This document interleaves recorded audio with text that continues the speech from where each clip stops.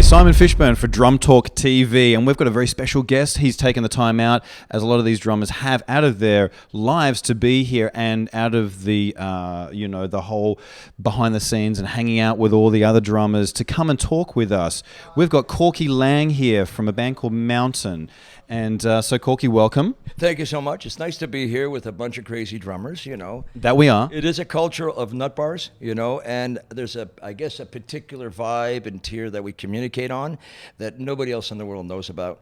And we keep it to ourselves, so I'll be very careful what I say. This is only going out to drummers, so... No, we're kidding. Any guitarists or bass players or French horn players? Simon, the way I look at it is everybody in the world is a drummer. They all have the ticker right here. It's just a matter of whether you get on a drum set or not. And when you get on a drum set and it doesn't work, they take you to the police station. Go ahead. Go ahead. So Bonzo's Bash, you've been obviously invited to come tonight. How was that? How did you get involved in Bonzo Bash? Well, I think what happens is I'm from the past, and along with Carmine and a few of us, I was fortunate enough, number one, to be in England in an era with Mountain in the late 60s when, in fact, Zeppelin was coming into view. And at the time, there wasn't an approach to playing music, and it went from there to other kinds of tempos. But basically, I would say the style that I grew into was Bonham, Keith Moon, Ginger Baker, and oddly enough, Bernard Purdie and Levon Helm. To me, it's everywhere. The whole style is everywhere. But John Bonham, to me, let's put it this way. I think Chaz Smith put it beautifully. He said, if John Bonham wasn't born 65 years ago, we'd all be playing these drums differently. He had an effect on everybody. John Bonham did. So did Chad, actually. But there's some great drummers out there. There's great drummers here. And, I must tell you confidentially, it's not as if there's any money here. Nobody's promoting anything. This is a tribute to a tempo. And each decade over the years, from the 30s, 40s, whether you're talking about Gene Krupa, whether you're talking about Buddy Rich, and you go into R&B, each tempo, each decade had their own tempo. You go into the 60s, you had people like rolling the joints and smoking their sticks, and then you got into the 70s, and there was that plodding tempo. Into the 80s, you had the punkers, which wanted to speed everything up, so everything was really neurotic. Then you come in and you had the garage.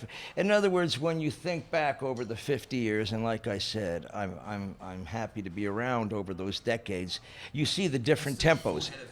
Yeah, that's more than I can say, right? That's mine, and I'm proud to say that's there. But that being said, then you went into the heavy metal, and there's different cultures now, and the drumming in these bands that emulated the feels and the attitude is how society will be seen in the last 50 years. There will never be another 50, 60 years like just happened. Never. It's over at this point unless you go to a certain niche of players. And those players are here. These are the players that will always be heard and be around. It's going to move along into electronic music, which is great. Point being is that it's wonderful to be a part of the drum society, and it's wonderful that it came out of John Bonham's vitality. And let's say it's all up. It's all very up, and that's what we need these days. Wow, thank you. Yes. No, that was brilliant. It's all good. Everything, it's all good. So what was it about John that when you first heard him or when you were listening to Zeppelin, what was it that really kind of grabbed you or what was it for you? I can be very succinct about that. Number one, he paid way out of the envelope, but he kept control. He kept pushing the envelope. Again, I'm going to bring it up. I was very fortunate to play with musicians that let the drummer go. It's before they had the click track. Right. Pre-click track, okay? That's the name of the game for me. So the freedom that he had, Keith Moon had, Ginger Baker, they had the freedom, they had the liberty to just go. And nobody in the band is going to say, don't do that. to them. And ultimately, he established that with drummers. He established that with musicians that said, play like John Bonham. Well, I can't play like John Bonham. I can play like myself, but I'll play with the freedom. And I feel very fortunate to be able to show off, get out there, and enjoy it. When you watch John Bonham, you want it to be John Bonham. That's what drummers do. And the police are coming for you, Simon, because I think you're talking to the wrong people. Anyways, that's what did it to me. There's a genuine sincerity and commitment to drumming, and he was not of this world. He was an alpha drummer. And there's a few out there. There's a few right here. And it's just great. The only way you're going to get that feel is to rub shoulders with these musicians around here. So who's like, who's like got your attention in the drumming? Yeah. Every single one of them have my attention. Good answer. It is, and I'm not trying to be nice. I'm just saying I picked up something from everybody here. I hope it's not the crabs, but I picked up something from everybody. You may have to cut that. Point being is that, that's why I come to these places, is just to pick the drummer's brain. You don't find these kind of drummers around together. Everybody's too busy working, playing, trying to get work. That's what it's all about. And when you play drums, you've got to play the drums. You can't be a drummer. And that's why a lot of the guys are here, Yeah. And how did you get involved? Did Brian get in contact with you? Oddly enough, one of my favorite friends and drummers is Bobby Rondinelli.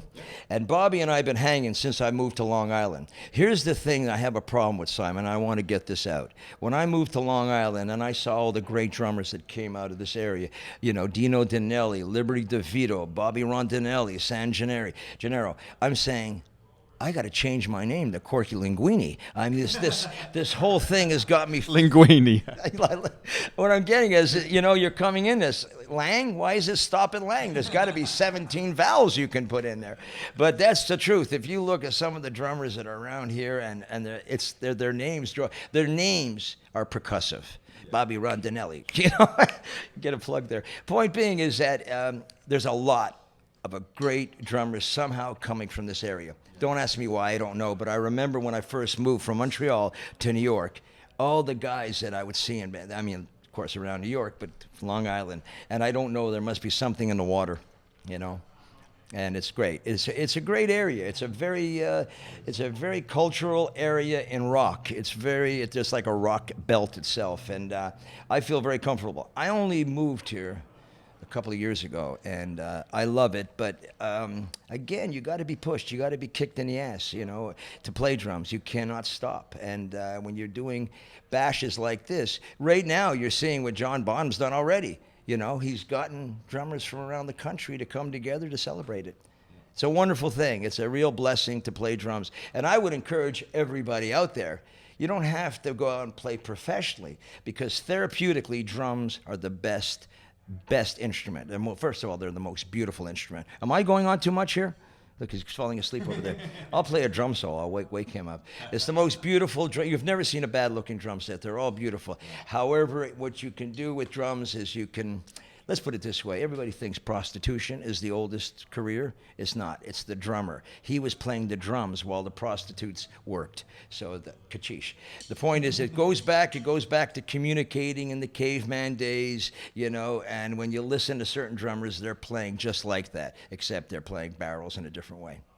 Excellent, cool. So what are you up to right now? What's 2013 looking like for you? Well, oddly enough, I told you about the situation. There are casualties along the way with a lot of performers. I am right now, oddly enough, talking, literally chatting like Talk TV. I'm going around the world. I just came from Finland and England, and somehow a lot of the universities are taking rock seriously, musical rock, and it's become a way of life. And I've been lecturing at universities in the philosophy departments, because over there in certain places, if you look at it historically, our style, rock and roll, has changed society. So here comes the police again. What I'm saying, rock and roll. I think it's a vibe. I like that. What happens is, when you look back philosophically, there was no rules for rock and roll when I started. There was no grid. And in the schools, they want to know what's the bioethically, you know, what rules did you follow when you started playing? Getting back to Bonham, if there were any rules, you didn't know about it with him, but he definitely employs all the exact ethical ideas: freedom, wild, get out there, chaos. There was no organization in rock. Now there is. What I'm getting at is that's what I'm doing. I'm actually lecturing at universities around, and during lecturing at universities, I throw in some rock and roll X-rated stories, and it becomes entertaining. They like stories. Of course, yeah. Which you're going to give us a little story, just a little one in a moment. And are these university lectures, are they something that it's open to the public? Is it something that, or is it? Yeah, go ahead. No, most of the time it's in the university auditorium. It's becoming very popular. You probably see that with TV talk, is that there's a lot to say about what happened. A lot of people don't remember, and my lectures are about remembering, those times and trying to put people in that era. Because the college students never heard of me, and I understand that. But when you tell them about certain references of time and places, they go, oh yeah, my grandmother told me about that. Anyways, that's basically, and I've put together a stand-up show, which I've put together here in Long Island. It's called The Best Seat in the House. And the reason why it's called The Best Seat in the House is that I have been able to travel around the world many times on the drum throne. I've sat there and I've traveled around on the best seat in the house. You can't get a better seat. When you sit on stage, you have your bass player over there, you got your guitar player, you're on the top of the triangle, and the audience is there. So it's a pyramid. You're playing the beat that drives the people to look at you and go, wow. Hopefully, you're playing the music, you're in the loop, you are definitely in the circle of life at that time. So again, you lead, you follow, you listen. What better seat and place can you be? And that's what the drummer is fortunate enough to do. Absolutely. Bada bing, bada boom. So, Corky, thank you for sharing all that, and we'd love to have you back for a full interview at some stage. We'd love to do that. I'm around. We can cross paths on this or cross wires, whatever they say. Awesome. No problem. It's a pleasure, and I'll look it up. Great. Before you go, what song are you playing tonight? Oh, I'm playing Dire Maker. Nice. I also do a version that I tribute to Ed Shaughnessy, who's an amazing drummer. He was on The Tonight Show. And a couple of drummers, I shouldn't say, but it's a tribute to the unknown drummers, and the song is called Like a Rolling Stone.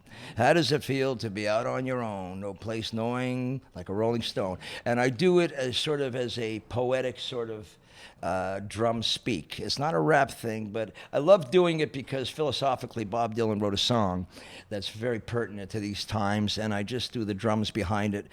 And I do that song, and I do Dire Maker. That's for tonight. Great, fantastic, excellent. It now. Well, hang on, you did it last night as well, so yeah. And you're going to do it tomorrow night as well? You're going to do 3 nights? Just these 2. Okay, excellent. And I must say that Brian does a great job on putting this together with no money. If you can do this with no money, you can do it. You can do anything. Okay, and that's the other thing that Lee Bonham once said that I'll finish off with, is drumming and music. Music is a very special thing. You could do anything to music. Music don't care. Right, cool. Yeah, man, lovely to meet you and to have you here. So we'll. You put tape in the camera, did you? We've got tape. Oh, that shows my age. Corky Laing, thank you so much. And do you have a website or something? Yeah, as a matter of fact, you mentioned that. Yeah, my production company, they set up. It's www.corkylangsbestseatshow.com. So it's www.corkylangsbestseatshow.com. That's pretty much what I'm doing, Simon. Excellent. Thank you so much. Take care.